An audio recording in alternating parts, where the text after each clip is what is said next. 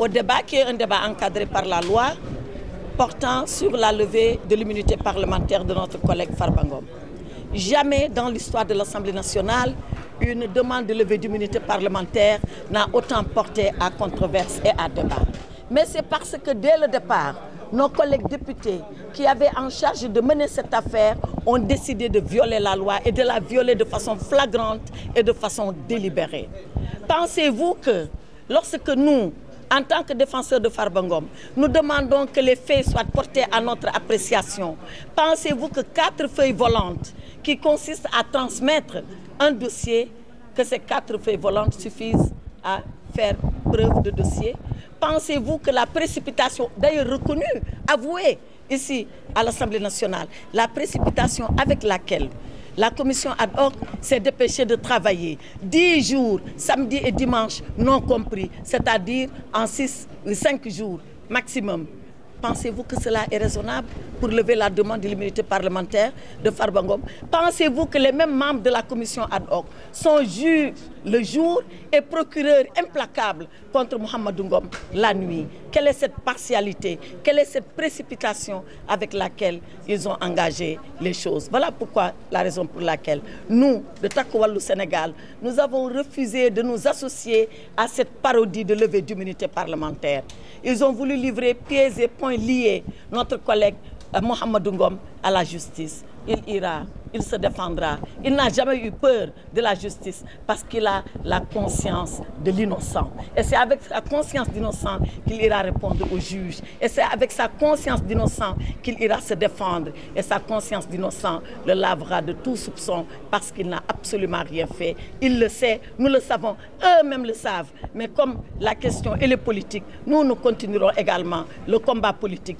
afin que l'opinion, qui d'ailleurs a commencé à être éclairée, le soit davantage et qu'au Sénégal, on accepte, on reconnaisse et qu'on finisse par admettre que l'Assemblée nationale est un pouvoir puissant, un pouvoir autonome qui ne répond pas de l'exécutif. Mais qu'avons-nous fait depuis que nous sommes là? Être à la remorque du gouvernement, être à la remorque de l'exécutif. Ce n'est pas l'idée qu'on se fait d'une Assemblée nationale digne, d'une Assemblée nationale souveraine et surtout de ce qu'eux ils appellent une Assemblée nationale de rupture. Je vous remercie. Voilà, donc nous voulons dire wax leen ne li ñu jàpp te ngeen dégg ñu wax ko fi tey mooy ñu nekk ci pouvoir boo xam ne tey lenn rek moo leen yëkkati mooy bëgg ñëpp ci réew mi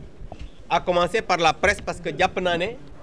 presse bi ci boppam sax dañ leen a bëgg a noppiloo ndax chroniqueurs yi nga xam ne ñu ngi dem ci journalistes yi wala ci presse bi wala ci médias yi di wax sax ñu ngi leen di jàpp di tëj tey dañu fi daje woon pour exécuter commande politique bu premier ministre Ousmane Sonko maanaam ba nga xam ne defoon na ko añaam ne moom Farba du mës a bokk ci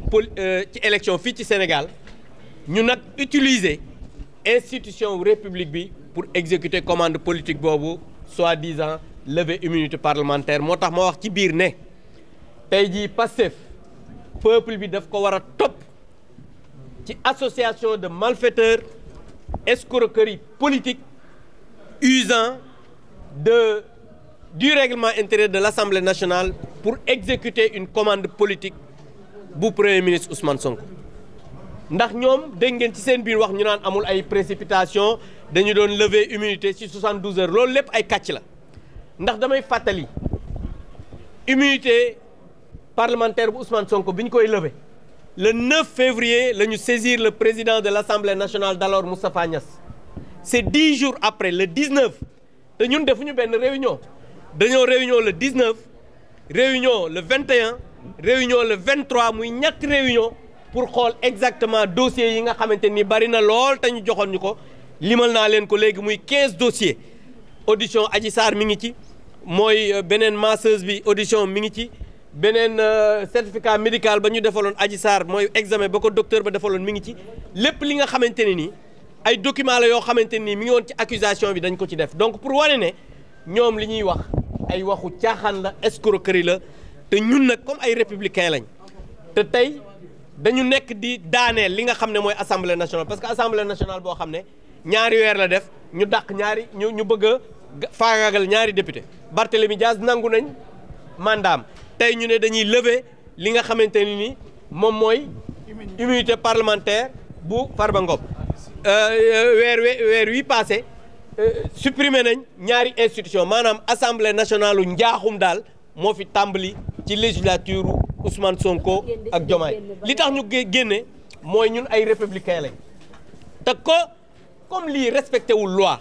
respecté wul yoon respecté wul procédure ñun luy daaneel assemblée nationale ak luy daaneel démocratie duñu ko fekkee lii moo tax ñu génn bañ a fekkee parole bi nga xamante ni moom moo am tey merci. wax leen ne li ñu jàpp te ngeen dégg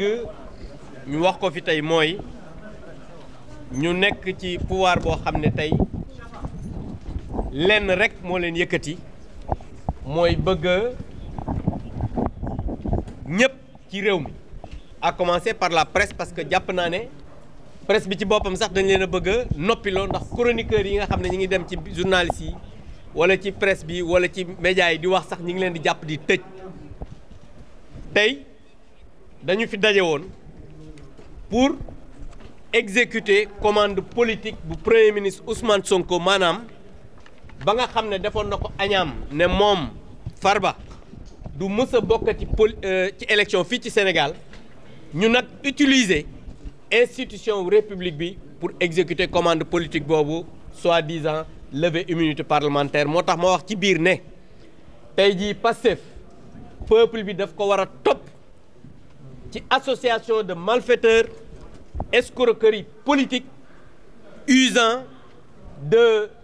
du règlement intérieur de l'Assemblée nationale pour exécuter une commande politique bu Premier ministre Ousmane Sonko ndax ñoom dégg ngeen ci seen biir wax ñu naan amul ay précipitation dañu doon lever immunité ci 72 heures loolu lépp ay kàcc la ndax damay fàttali immunité parlementaire bu Ousmane Sonko bi ñu koy lever le 9 février la ñu saisir le président de l'Assemblée nationale d'alors Moustapha Niasse c'est 10 jours après le 19 te ñun defuñu benn réunion dañoo réunion le 19 réunion le 21 réunion le 23 muy ñetti réunion pour xool exactement dossiers yi nga xamante ni bari na lool te ñu joxoon ñu ko limal naa leen ko léegi muy 15 dossiers audition Adji Sarr mi ngi ci mooy beneen masseuse bi audition mi ngi ci beneen certificat médical ba ñu defaloon Adji Sarr mooy examen ba ko docteur ba defaloon mi ngi ci lépp li nga xamante ne nii ay documents la yoo xamante nii mi ngi woon ci accusation bi dañ ko ci def donc pour wane ne ñoom li ñuy wax ay waxu caaxaan la escroquerie la te ñun nag comme ay républicain lañ te tey dañu nekk di daaneel li nga xam ne mooy assemblée nationale parce que assemblée nationale boo xam ne ñaari weer la def ñu dàq ñu bëgg a faagaagal ñaari député Barthélémy Dias nangu nañ mandaam tey ñu ne dañuy lever li nga xamante ni moom mooy immunité parlementaire bu Farba Ngom weer wi passé supprimer nañ ñaari institution maanaam assemblée nationale u njaaxum daal moo fi tàmbali ci législature Ousmane Sonko ak Diomaye li tax ñu génne mooy ñun ay républicain lañ te comme lii respecté wul loi respecté wul yoon respecté wul procédure ñun luy daaneel assemblée nationale ak luy daaneel démocratie duñu ko fekkee lii moo tax ñu génn bañ a fekkee parole bi nga xamante ni moom moo am tey merci